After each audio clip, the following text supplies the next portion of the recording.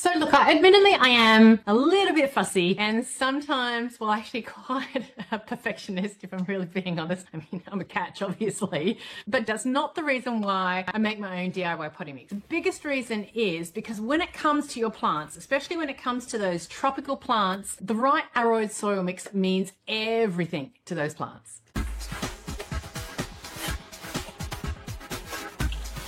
Now, I've been growing tropical plants and really getting serious about plants for the last 8 years now. It feels a while. And I can tell you, this mix that I've got hasn't happened overnight. I've done a lot of trial and error. I'm someone who likes to learn and try new things. And I've been watching all the YouTubers across my 8 years to try and find the best advice and the best mix for my Aroid mix. You know, Sydney Plant Guy, Wild Fern, Holly G, who else? Crystal Plants. There's a few other big ones I can't even think of right now, but I've gone to all of these guys and I've tried to take tips that work for me as much as possible. And now I've created what I'm pretty sure is the perfect Aroid mix for my houseplants. And so today I'm going to be showing you the only Aroid mix that I use because it works. It actually works. And I want to share it with you guys. Because here's the thing, your soil mix, I believe, is the most important part of getting your plant happy and healthy. If you think about it, you can have a plant with no leaves and no stems,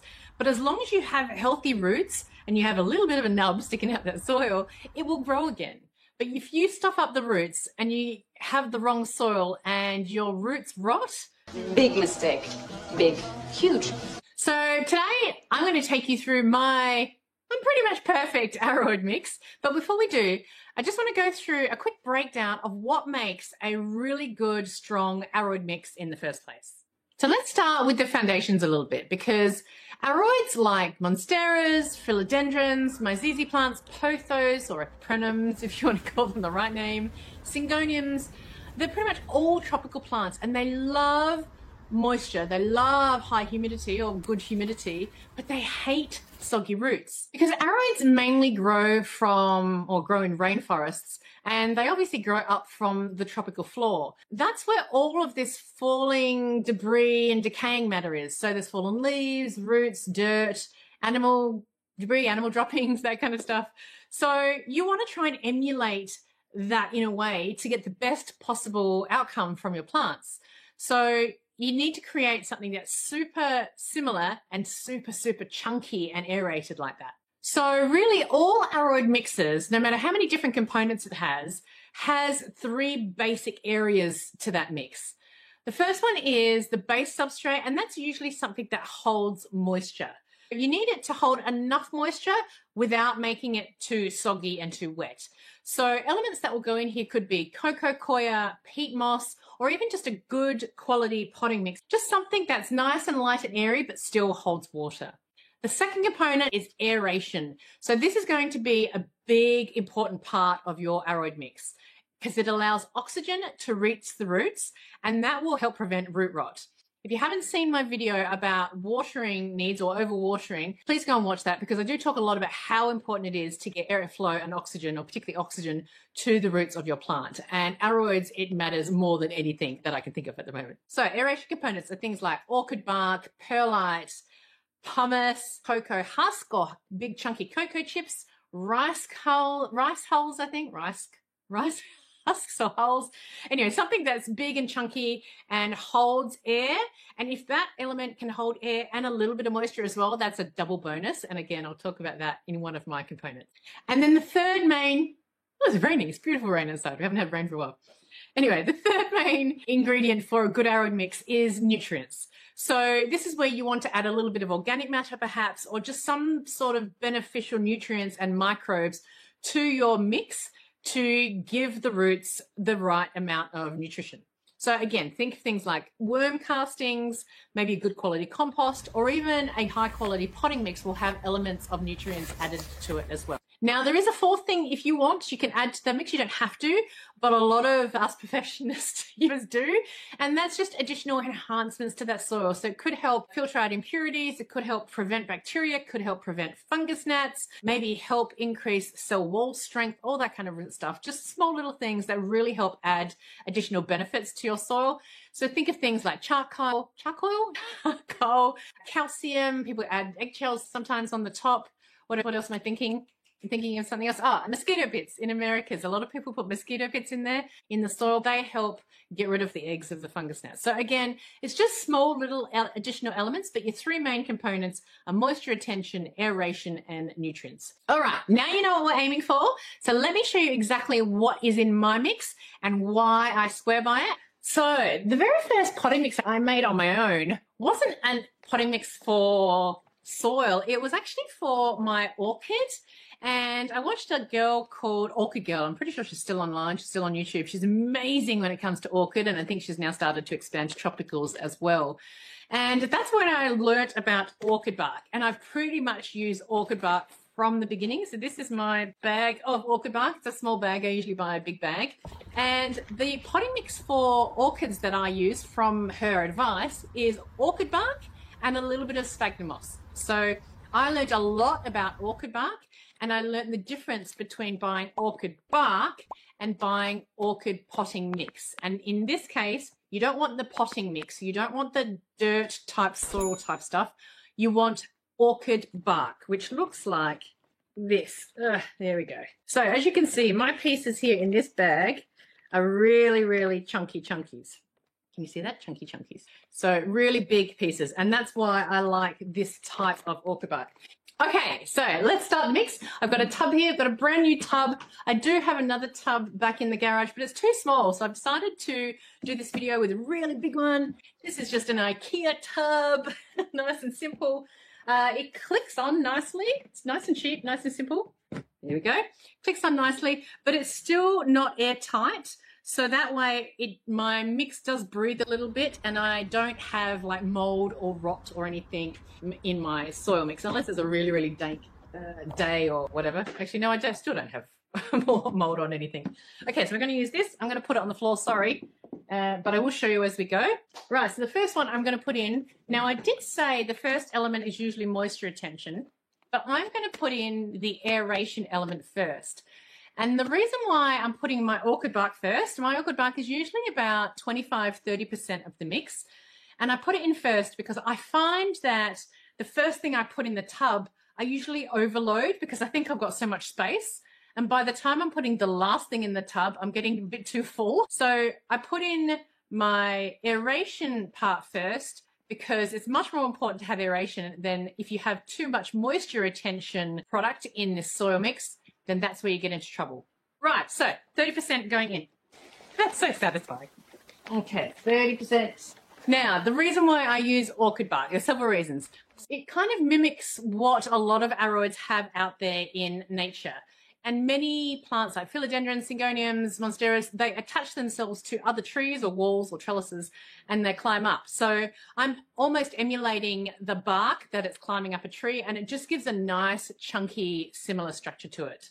It's also a really good aeration element. It helps keep oxygen and air pockets within that soil, but it can also hold a little bit of moisture as well, which is a double bonus. So it helps to keep the roots breathing, but still brings in moisture and air as well. And then on top of that, orchid bark, while really natural, actually doesn't break down very fast. When you go into soil that's 2 or 3 years old, you'll still see, especially the bigger chunks.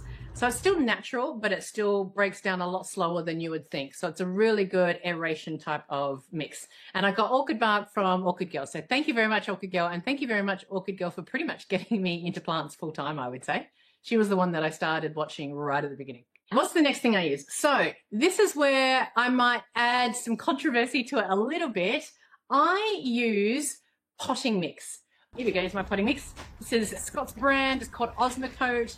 I use this pretty much all the time. There is an orange version of this as well, but it is just a really good high quality potting mix. I've never had any trouble. I've never had any mold, but I know a lot of good YouTubers out there swear by Coco Coir. I think it's Harley G said it.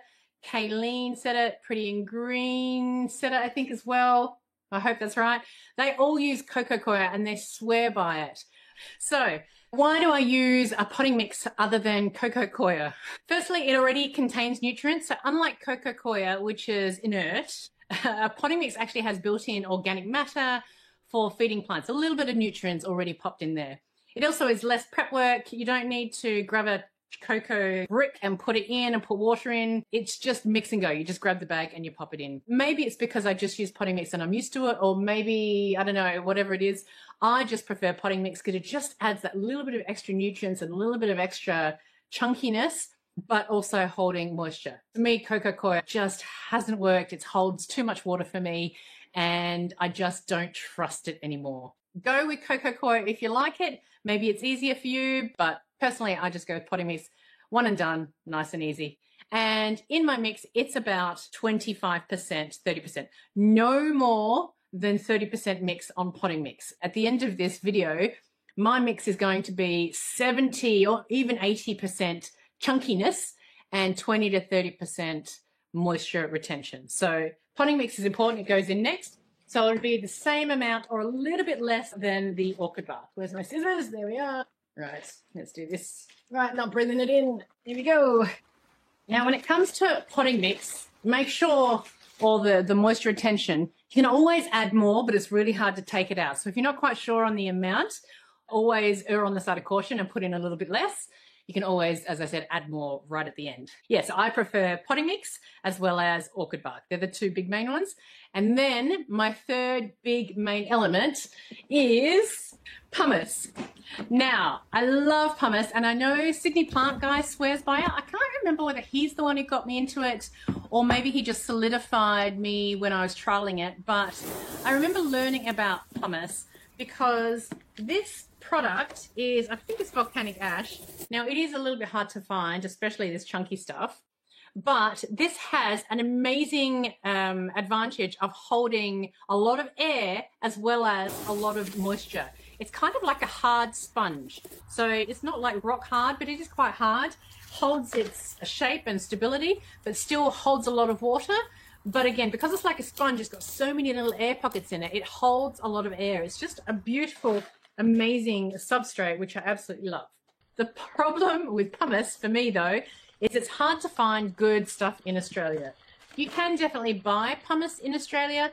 It can be a little bit expensive, but half the time I find when I buy pumice, especially the big chunky ones, it comes half pumice and half just plain rocks.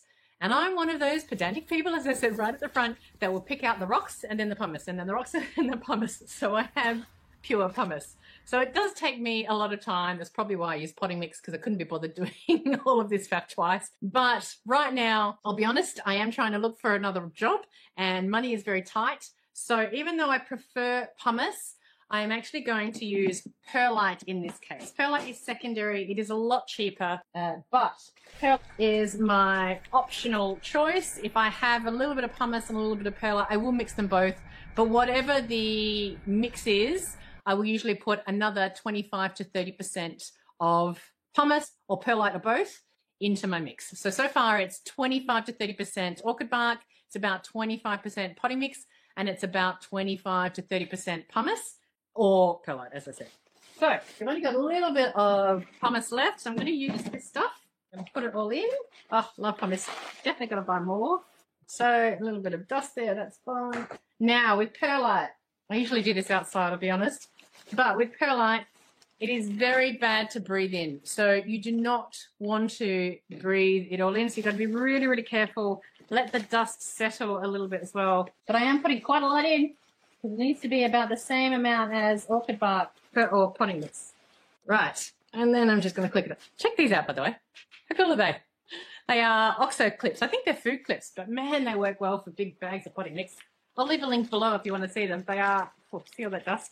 You don't want to breathe that in. So that is the one thing about perlite that I'm actually not the biggest fan of. Actually, there's two things. I don't like perlite for that reason. And perlite also doesn't hold into the moisture, the soil mix very well. It rises to the top a little bit, which is much more why if I've got pumice, I prefer pumice. So thank you, Sydney Plant Guy. And actually thank you to the next YouTuber I'm going to mention, because I got a lot of my base mix from an amazing YouTuber called Kayleen. Kayleen, I can't remember her surname. She's been in the plant game for ages. She had a huge, amazing shop in the UK. She says what's on her mind, which I actually really like. And she has the most amazing, rare and beautiful plants coming past her way. So I'm very jealous. But she is the one that I learnt a lot from in the beginning. Right. The next element I'm going to add in, as you can see, it's a very small bag. Another one of these cool clips, I love them, is charcoal. Charcoal. But it's not charcoal from like leftover like charcoal chunks from your barbecue. It's horticultural charcoal. Now, the reason why I use this, and I learned this from Kayleen, is it actually helps keep the soil fresh, and it helps keep it's like an antifungal. It helps keep the fungus and like the bad stuff away a little bit, but still maintains the good stuff in the soil. So we're going to add and make it about 10%. This is a big bucket. Horticultural charcoal. It also helps absorb a little bit of moisture as well, and actually helps take away a little bit of the toxins if there's any bad toxins. Not a lot, but just a little bit.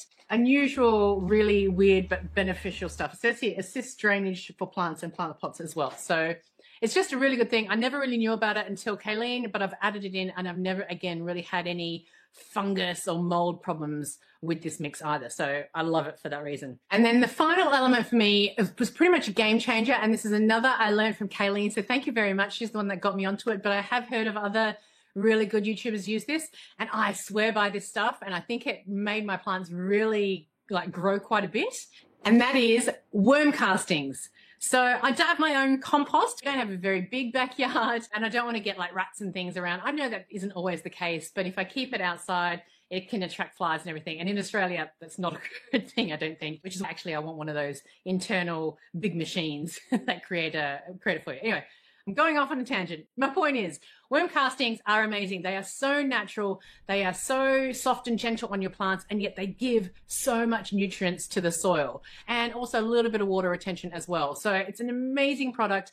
I add about 10% to it. I've got it here. It just looks like dirt, probably because it is dirt in a way, but it is packed with natural nutrients. So again, another 10% to my mix. There we go. Beautiful. And that I absolutely love, love, love, love, love, love. Worm casting, I cannot recommend them enough. If you don't add any nutrients yet, if you just use your potting mix, try a little bit of worm castings. You can get them on Etsy or Facebook Marketplace. A lot of people have them and grow it from their backyard and give it away, because it is literally compost from worms eating old compost and becoming worm castings. It's also called Vermicast, Vermicast, Vermicast, or worm castings. Just beautiful. So as I said, why do I use worm castings? It's slow release. It will provide nutrients in the soil. It won't burn the roots. As I said, it's nice and soft.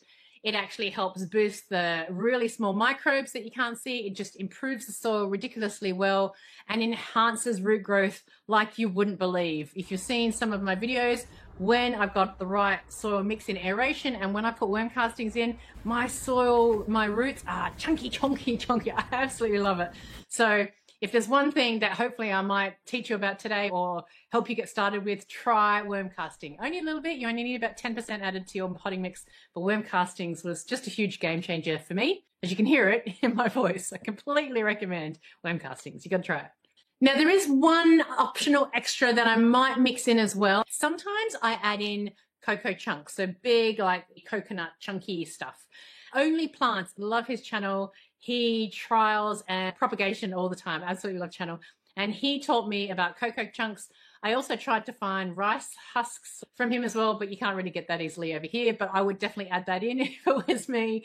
But I love his channel, and he has the most amazing plants. But I love the cocoa chunks because of the added texture.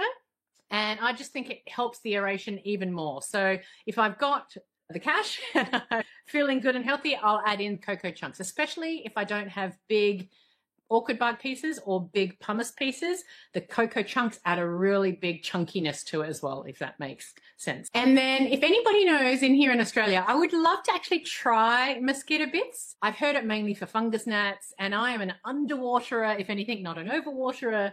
So I don't really think I have a problem with gnats, so I don't really know why I want to try it. I just want to try it. I guess I'm winning either way.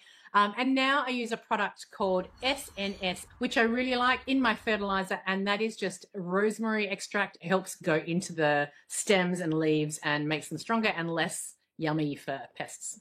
So either way, I'm winning, I guess. But if anybody knows if you can get mosquito bits here in Australia, let me know in the comments below. Tell me if you can buy them, and I'm going to see if they work maybe in something like for calatheas where I do have a little bit more of the moisture retention. So now I'm going to mix my soil and I'm going to see what it looks like. And this is where I want to find that 75% chunkiness, 25% moisture. That's what I want to kind of see in my mix. So you've got to mix it thoroughly. Oh my gosh. Again, remember the perlite has like dust and everything, so don't breathe it in or have a mask or something. It looks nice with all those perlite in there. But if you have a look at it close up, can you see close up? To me, there we go. To me, that looks a little bit like too much soil. I think I would probably say that's maybe 35% potting mix and not enough chunkiness. So I'm going to add a little bit more chunkiness, and I'm going to see if I've got some cocoa husks around. So give me 2 seconds. As I said, this is optional. You don't need it. Okay, I still want to add some orchid bark to it. So new tub size for me. Let's have a look. Let's see how this looks. That's looking good. Can you see what I did there? I just added extra, and it just looks a little bit more chunky. Can you see? You see the difference? I'll try and put the two side by side. Oops, I'm getting dirt everywhere because I'm doing this inside. Beautiful. Okay, very happy with that. So when you've got the right soil mix, you definitely want to keep an eye on it, like literally put your eye into it, because you want it light and fluffy and well draining. It should never feel like regular potting mix. It should definitely feel like chunkiness in your hand. A really good test is to squeeze it, and it should go back to its chunkiness. It should not hold into a clump. So it should barely hold together when you're clumping it together with your hand. And if you really want to double test it, you can pour water through it. It should drain through really, really fast. Shouldn't be too dense. And if it is, just add more bark or more pumice or more cocoa hunks or cocoa chips. If it's too dry, adjust with a little touch more potting mix or a little bit more cocoa coir if that's what you want to use. But ultimately, just give it a little bit of a water test if you're not quite sure. Honestly, since switching to this mix, my plants have just been growing like crazy. Even in winter, there's no stagnant growth. They just seem happy, and they're actually growing faster than I can keep up with, because now I have half of my plants outside and don't know where to put them in my house. They are growing big leaves, huge growth. It's amazing. So this arrowroot mix, honestly, I swear by it. I can't recommend it enough. And I'll make sure not only do you see it today, but I'll leave the percentages and the mixes and stuff all in the description below for you, so you have it to refer to later on. So when it comes to my potting mix, I definitely recommend pumice over perlite. Obviously, I've used perlite today because it's cheaper and I can't find pumice easily, but I totally recommend pumice because it holds a lot more air. Perlite can just very easily float to the top of the mix, especially when you're watering it. But it's up to you, whichever one you want to use, whichever is easiest to find.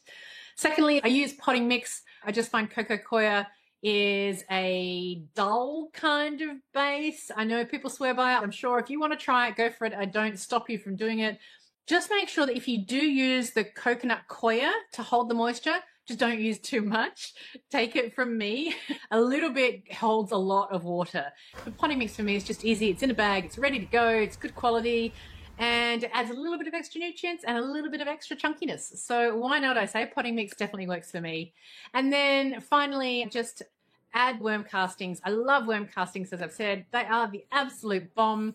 And then right at the end, if you want to add any kind of cocoa chunk or cocoa chips, it's optional, extra for you. I've only been adding it in the last 6 months, but I do like it as an added addition. Again, all of these elements, I'll leave the percentages in the bottom below. I'll give you a rough combination. Try what works for you. But my mix, I absolutely swear by this. I think it's the absolute perfect mix. And I've gone by a whole lot of different YouTubers out there. I can tell you, I've watched them all.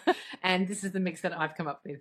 So I love this mix because it does really have a really good balance of moisture retention, aeration, nutrients, and it also helps eliminate issues like overwatering. It prevents root rot while still holding enough moisture to keep things damp for your arrowheads.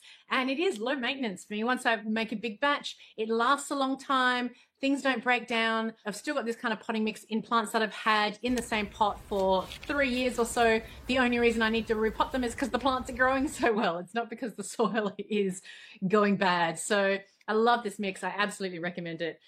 Please let me know if you have any questions. Add them in the comments below. But yeah, this is my perfect arrowroot mix. I'm biased, but I think it's pretty perfect actually. So if this today has been valuable for you, if it's helped you feel that little bit more plant confident with a really good arrowhead mix, please hit that like button. Ask me any questions in the comments. Give me a love in the comments too. I love hearing stories from you guys. Thank you for all the engagement so far. I've so enjoyed talking to you. Keep it coming, keep it coming. And if you haven't yet watched my video about overwatering, please do go to that video here. Thank you very much for joining me today. As always, have a week full of leaves, love, and lots of laughter. I hope you have a fun week, and I'll see you in the next video. See you later. Bye. Where is it? I lost it. Probably behind me. Oh, I had it out. Oh, there it is. Right.